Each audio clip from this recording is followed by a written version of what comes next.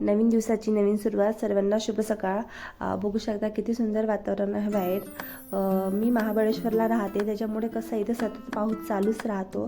मी सकाळी अगोदर उठल्यावर माझं आवरून घेतलं, मस्त चहा घेतला. तेव्हापर्यंत बाकीचं चालू होतं, माझी साफसफाई वगैरे केली. कसं एकच रूम असल्यामुळे कसं तिथच्या तिथंच करणं असते, तर कसं कामसुद्धा सुचत नाही. त्यामुळे मी मुलं स्कूलमध्ये गेल्यावर सगळं आवरत असते. पिल्लू उठला, मग पिल्लूला उठल्याबरोबर दूध हवं असते, मग त्याला अगोदर दूध वगैरे देऊन दिलं. मी दूध वगैरे फिनिश केलं. आणि दुसरा पिल्लू माझा झोपून आहे, त्याला मस्त झोपा थंडच, त्याच्यामुळे तो भरपूर वेळ झोपून राहतो.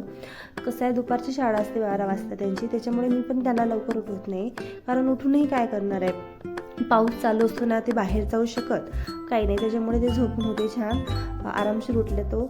आणि नंतर मग स्वयंपाकाची तयारी चालू होती. कसं टिफिन द्यावं लागते मुलांना, त्याच्यामुळे अगोदर टिफिन वगैरे करून घेतलं, कारण मी नाश्ता वगैरे करत नाही, डायरेक्ट स्वयंपाकालाच लागते.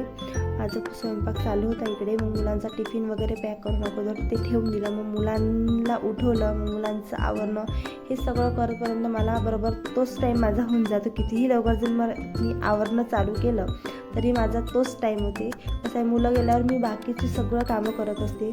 मुलांचं आवरते, मुलांना खाणं वगैरे खाऊ घालते. सगळं आवरले की मुलांना मग नंतर स्कूलमध्ये पोहोचून येते. तिथून आल्यावर मी बाकीचे माझे सगळे कामं करत असते. कारण कसं आहे, मुलं गेल्यावर निवांत केलं तर ठीक आहे ना, घाई करूनही काय करायचं, आपल्याला दिवसभर कोणती कामं आहे. त्याच्यामुळे मी घाई नाही करत असते कामासाठी, आरामशीर आपलं कामं केली. मग माझंसुद्धा आवरून घेतलं मी. आवरल्यावर नंतर मग बाकीचा पसारा तसाच होता, मग तो पसारा आल्यावरती करावं निवांतपणे, त्याच्यामुळे